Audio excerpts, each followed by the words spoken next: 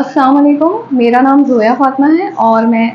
Class 11th में आई हूँ अब, और मैंने 11th एंट्रेंस दिया था जिसमें मेरी रैंक 1 है डिप्लोमा में, और सीए कैटेगरी में मेरी रैंक 8 है और जनरल कैटेगरी में मेरी रैंक 15 है। और मैं आज आप लोगों के साथ बस यही डिस्कस करूँगी कि मेरी क्या स्ट्रैटेजीज़ थी और मैंने क्या-क्या गलतियाँ कर दी जो मुझे नहीं करनी चाहिए थी, या फिर मेरे क्या-क्या पॉजिटिव पॉइंट्स थे जो शायद मेरी रैंक इतनी अच्छी हो पाई विद इन गिवन टाइम। क्योंकि मैं एक ऐसी स्टूडेंट थी जिसने बोर्ड्स के लिए स्पेशली अगर मैं बात करूँ तो पूरी 10th में प्रिपरेशन नहीं करी थी। बस ऐसा था जो हमें क्लास में पढ़ाया जाता था वो बेसिक्स मुझे क्लियर थे और थोड़ा-थोड़ा आइडिया था कि टॉपिक वाइज़ थोड़ी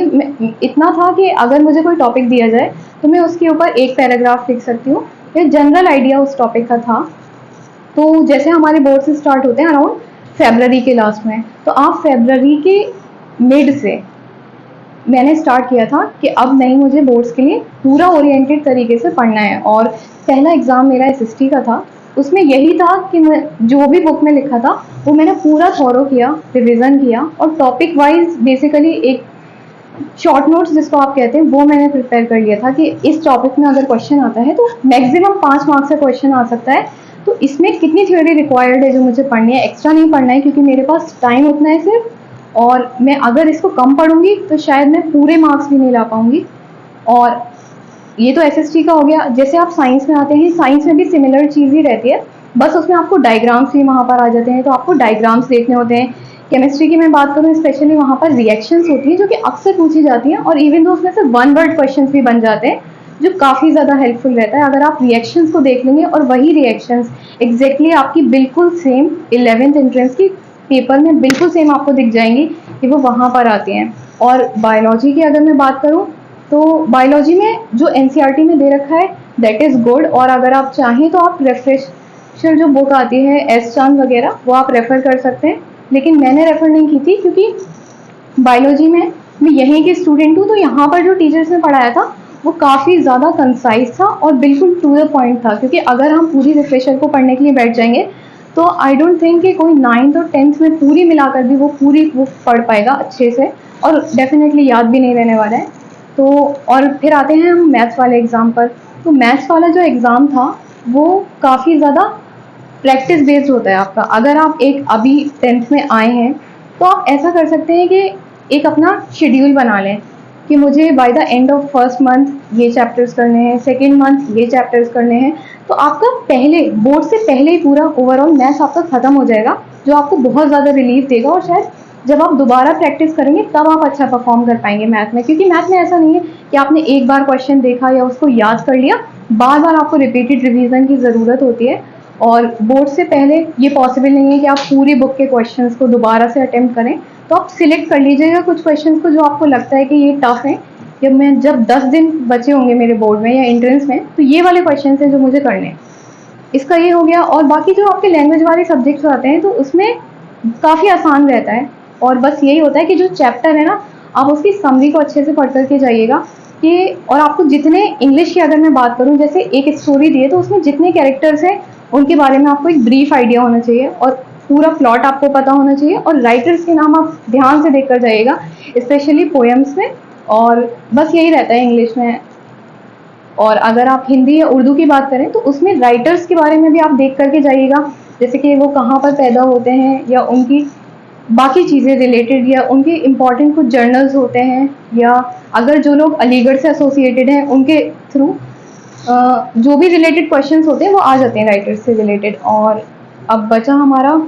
जो भी एडिशनल सब्जेक्ट होता है। एडिशनल सब्जेक्ट आई बिलीव कि जो आपको स्कूल में जितना पढ़ाया गया होगा या फिर क्लास में आपने जितना पढ़ा होगा वो इनफ रहता है, लेकिन आपको उसी को रिवाइज कर लेना है ना, क्योंकि जो हम क्लास में पढ़ते हैं एडिशनल सब्जेक्ट में और जो पेपर में आता है बोर्ड में वो बहुत सिमिलर होता है। अगर आपके उसके ऊपर कमांड है तो आप काफ़ी अच्छा कर सकते हैं। अब एंट्रेंस के ऊपर आते हैं, तो एंट्रेंस के लिए जैसे आपका बोर्ड होता है और एंट्रेंस होता है उसमें अराउंड 2 महीने का या उससे ज़्यादा भी फ़र्क हो जाता है।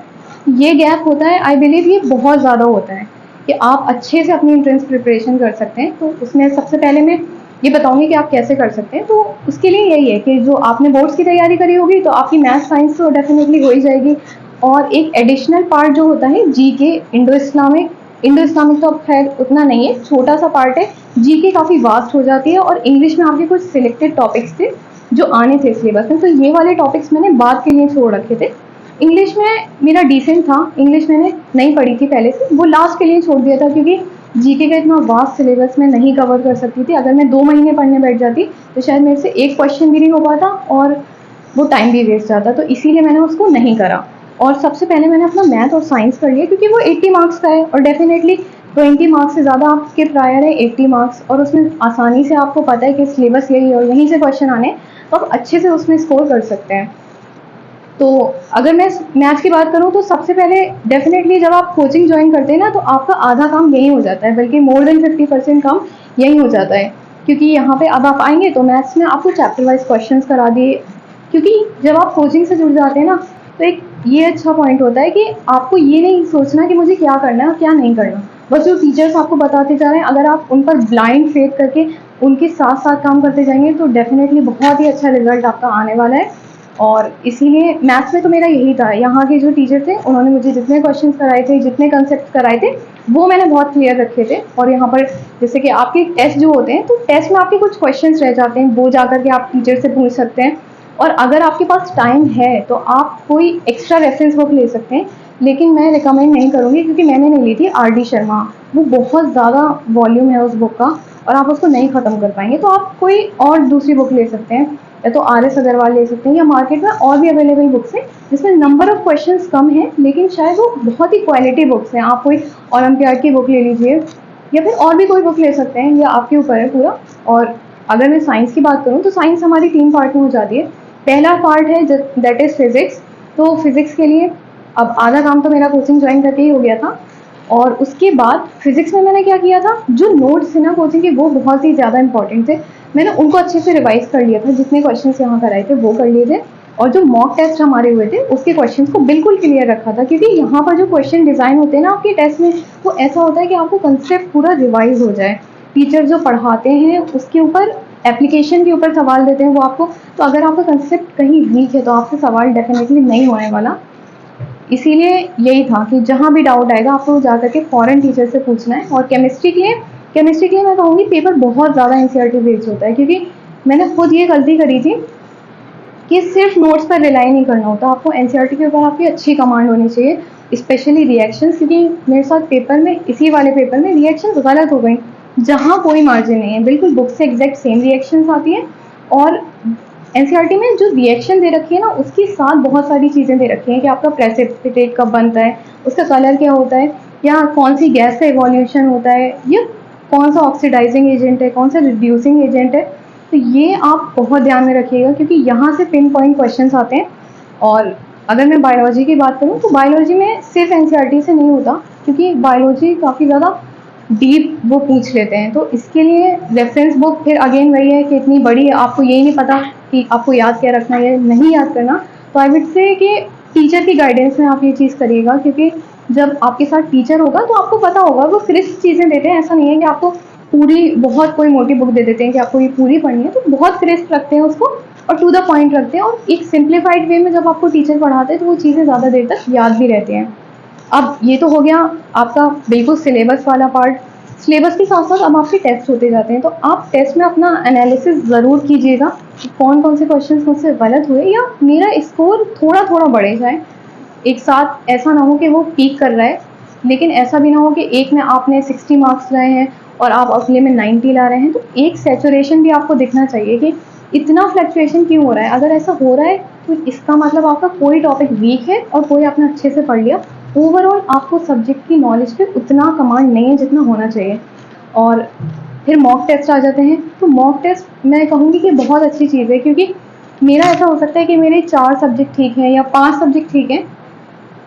तो मुझे पता चल जाएगा कि कौन सा चैप्टर मेरा वीक है। या फिर अगर 2 चैप्टर्स हैं, अगर आप चैप्टर वाइज टेस्ट दे रहे हैं तो उसमें डेफिनेटली एक चैप्टर का क्वेश्चन है, लेकिन अगर मैं 2 या 3 का दे रही हूँ तो उसमें मुझे ये पता है कि अगर ये कंसेप्ट मिलकर आए तो मुझसे सवाल नहीं हो रहा है, यानी कि मैं कहीं ना कहीं लैग कर रही हूँ। और फिर आप उसी को अपने टीचर से के पास जाइए या फिर आप अपने नोट्स को रेफर करिए, या उससे सिमिलर जो रिलेटेड क्वेश्चन है आप उनको रेफर कर लीजिए। और लास्ट पार्ट हमारा जो 20 मार्क्स वाला आता है उसमें आपकी पहले तो इंग्लिश आ जाती है। मैं कहूँगी कि आप पहले इंग्लिश कर लीजिएगा क्योंकि इंग्लिश काफ़ी आसान है और ज़्यादातर इंग्लिश ग्रामर वही है जो हम काफ़ी सालों से पढ़ते हुए आ रहे हैं, अपने प्राइमरी क्लासेस से पढ़ते हुए आ रहे हैं, वही रहता है उसमें। बस आपको जो रूल्स होते हैं और एक्सेप्शनल केसेस होते हैं उनको एक बार आप देख लीजिएगा, क्योंकि जब भी क्वेश्चन बनता है तो वो जनरल नहीं बनता, वो ऐसे पॉइंट से बनता है जहाँ पर स्टूडेंट्स या तो लैग करते हैं या कहीं ना कहीं उसको ट्विस्ट कर दिया जाता है कंसेप्ट को। तो अगर आपका कंसेप्ट क्लियर है तो आप कर सकते हैं। और रही बात जीके की, तो जीके में आपको बिल्कुल टीचर को नहीं छोड़ना है, क्योंकि जीके ऐसा है, अगर मैं चाहूँ पढ़ना तो GK is never ending subject, मैं इसको जितना चाहूँ उतना पढ़ सकती हूँ। लेकिन टीचर होगा तो वो आपको टॉपिक के थ्रू बता देगा कि ये वाले चैप्टर से ये वाला क्वेश्चन आता है या फिर इसकी प्रोबेबिलिटी ज़्यादा है। और यही हुआ था सेम मेरे केस में भी। मैंने सिर्फ 2 दिन जीके पढ़ी थी और 2 दिन जीके पढ़ी थी, लेकिन फिर भी क्वेश्चंस हो गए थे, 2-3 क्वेश्चंस हो गए थे मेरे जीके में। तो वो इसीलिए था कि टीचर ने बिल्कुल इतना फिक्स बता रखा था कि यही आपको पढ़ना है और ये नहीं पढ़ना है, क्योंकि अगर आप नहीं पढ़ने वाला पढ़ लेंगे ना तो वो बहुत ही ज़्यादा आपको डाउनग्रेड कर देगा।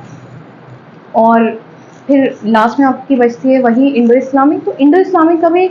काफ़ी शॉर्ट है और उसमें भी आपको टीचर के साथ रहना है, क्योंकि ये जो ऐसे सब्जेक्ट आ जाते हैं ना ये बहुत ज़्यादा ही वास्ट हो जाते हैं। तो आप ऐसा नहीं कह सकते कि जो ये मैं खुद से ये पढ़ना है या फिर मुझे इनके ऊपर बहुत ज़्यादा ध्यान देना है। अगर आपके टीचर किसी टॉपिक को मना कर रहे हैं कि मत कीजिए तो आप बिल्कुल मत कीजिए, बिल्कुल उनके ऊपर भरोसा रखिए और ब्लाइंड फेथ रखिए। मैं तो कह रही हूँ, क्योंकि मेरा ऐसा था, मैंने अपनी टीचर्स के ऊपर बिल्कुल ब्लाइंड फेथ रखा था, जो उन्होंने बोला वो करते गए। और लास्ट में बहुत ही इंपॉर्टेंट चीज़ that is previous year questions, क्योंकि अगर आप कहीं से भी क्वेश्चन पढ़ लिए, कहीं से भी पढ़ लिए, आपको देखना होगा जो टेस्ट आप देने जा रहे हैं या फिर जिस एग्ज़ाम के लिए आप प्रिपेयर कर रहे हैं वो किस तरह के क्वेश्चन पूछता है, तो उसके रेलेवेंस में आप करिएगा। ऐसा नहीं है कि आप बहुत इररेलेवेंट क्वेश्चंस कर रहे हैं, क्योंकि आपके पास लिमिटेड टाइम होता है और इररेलेवेंट क्वेश्चन करने से ना आपका रिजल्ट गिर और जाता है। और पर्सनली अगर मैं अपना एक्सपीरियंस बताऊं तो कोचिंग का मेरा जो एक्सपेक्टेशन थी उससे कहीं ज़्यादा अच्छा मेरा एक्सपीरियंस था। और यही था कि मेरा रिज़ल्ट गिर गया था थोड़ा सा, जो मैं अच्छा परफॉर्म कर रही थी कोचिंग में, लेकिन एंट्रेंस वाले दिन कुछ पढ़ सकती हूँ।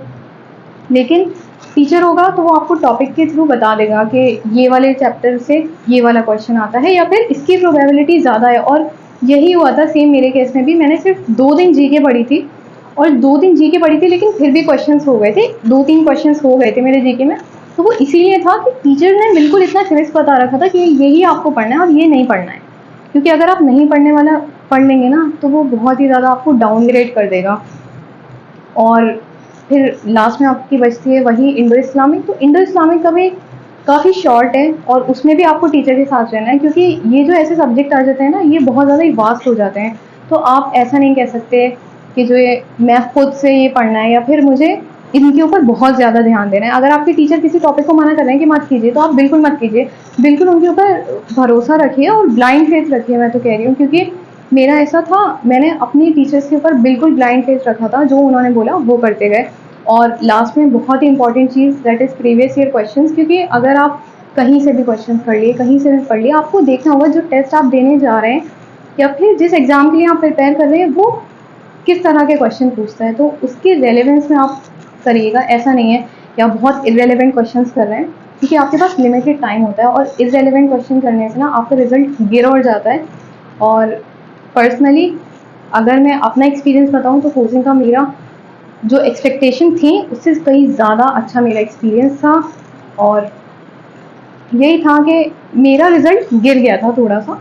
जो मैं अच्छा परफॉर्म कर रही थी कोचिंग में, लेकिन एंट्रेंस वाले दिन कुछ क्वेश्चंस मुझसे सिली मिस्टेक्स की वजह से गलत हो गए। और वो सिली मिस्टेक्स ऐसी थी कि शायद मैं उनको बहुत आसानी से कर सकती थी, या अगर मैं उन क्वेश्चंस को दोबारा पढ़ती तो वो मुझसे ठीक हो जाते। मैंने जब घर आकर देखा तो वो क्वेश्चंस ठीक आते थे मुझसे। तो उसकी मेजर वजह यही थी, जब मैंने एनालाइज किया, कि मुझे बहुत जल्दी थी पेपर करने की, बहुत जल्दी थी, और ना ही मैंने क्वेश्चन को समझा कि वो पूछ क्या रहा है और मैं क्या आंसर टिक कर रही हूँ। मैंने बस जल्दी जल्दी सॉल्व किया और जो भी आंसर पहला मैच होता था मैं उसको टिक कर देती थी। तो मुझे लगा कि मैं कहीं टाइम से कम, ऐसा ना हो कि मेरे पास टाइम कम पड़ जाए। अगर आप लास्ट टाइम पे अपने मॉक टेस्ट देंगे तो आपको एक आइडिया रहेगा कि आप कितने टाइम में पेपर कर पाते हैं। तो एक आपको पता रहेगा कि मैं इतने टाइम मुझे फिजिक्स केमिस्ट्री को देना है, इतना टाइम मुझे बायोलॉजी को देना है, और इतना टाइम मुझे मैथ्स के लिए छोड़ना है। और पेपर को अटेम्प्ट करने के लिए बस टीचर्स ने भी मुझे यही बताया था और मैं भी यही करूँगी कि ये बेस्ट तरीका था जो मुझे बताया गया था। जैसे ही आपके पास पेपर आता है तो ये मत, बहुत सारे लोग करते हैं कि पूरा पेपर पढ़ने लग जाते हैं, तो ये मत करिएगा, क्योंकि इससे क्या होता है, हम कोई क्वेश्चन कर रहे हैं, सोच कोई और क्वेश्चन रहे हैं, और जो क्वेश्चन हम कर रहे होंगे हमारा दिमाग कहीं और होगा, या हो सकता है ज़्यादा प्रोबेबिलिटी है कि मैं गलती कर दूँ, या अगर मुझे कोई क्वेश्चन पेपर बहुत टफ आ गया और मुझे क्वेश्चंस नहीं हो रहे, तो मैं बस यही सोचती रहूँगी कि पता नहीं मैं क्वेश्चंस कितने कर पाऊँगी, या मेरा सिलेक्शन होगा या नहीं होगा। ये सब कुछ नहीं करना है, आप सीधा लीजिए। अब आप सोचिए कि आपका ऐसा कौन सा थ्योरी वाला पार्ट है जो आपका सबसे स्ट्रॉन्ग लगता है अपने लिए, बी इट बी बायोलॉजी और केमिस्ट्री हो सकता है वो, या इंडो इस्लामिक जीके वाला पार्ट हो सकता है। मैथ और फिजिक्स के लिए मैं यही बोलूँगी कि आप पहले ये थ्योरी वाला कर लीजिए, फिर उसके बाद फिजिक्स पर आइए और उसके बाद मैथ्स पर, क्योंकि ऐसा नहीं है कि आप मैथ्स नहीं कर पाएंगे, डेफिनेटली सब लोग कर लेंगे और अच्छे ही कर पाएंगे। अगर आपने पहले मैथ्स करी तो शायद उसमें वो अराउंड 5 क्वेश्चंस वो ऐसे देते हैं जिसमें आपको ज़्यादा टाइम लगेगा या आपको ज़्यादा सोचना पड़ सकता है। तो अब आप 2 घंटे में सबसे पहले वो लेकर बैठे, तो आपके दिमाग में एक चीज़ होती है कि नहीं, मुझे तो ये सारे ही करने हैं, सारे ही करने हैं। तो शायद उन 5 क्वेश्चंस की वजह से आप बाकी के जो 80 क्वेश्चंस हैं उनको नहीं देख पाएंगे। तो पेपर को जब आप अटेम्प्ट कर रहे हैं, तो ये बहुत बड़ी मेरी इसलिए मिस्टेक थी, और ये मेरे साथ कोचिंग में भी होता था कि मैं बहुत जल्दी करती थी। तो आपको बहुत पेशेंटली पेपर करना है, और अगर आप बिल्कुल भी ये मत सोचिए कि मेरे 1-2 क्वेश्चंस रह जाएंगे। अगर 2 क्वेश्चंस रह गए कोई मसला नहीं है, उसके वजह से आप 20 क्वेश्चन गलत मत करिए, क्योंकि अगर आप यही सोचते रहेंगे, और पेपर में इंपॉर्टेंट बात यह है कि जब आप एक क्वेश्चन कर रहे हैं तो आप कुछ मत सोचिए दुनिया के बारे में, बस ये सोचिए कि वो क्वेश्चन कैसे होना है।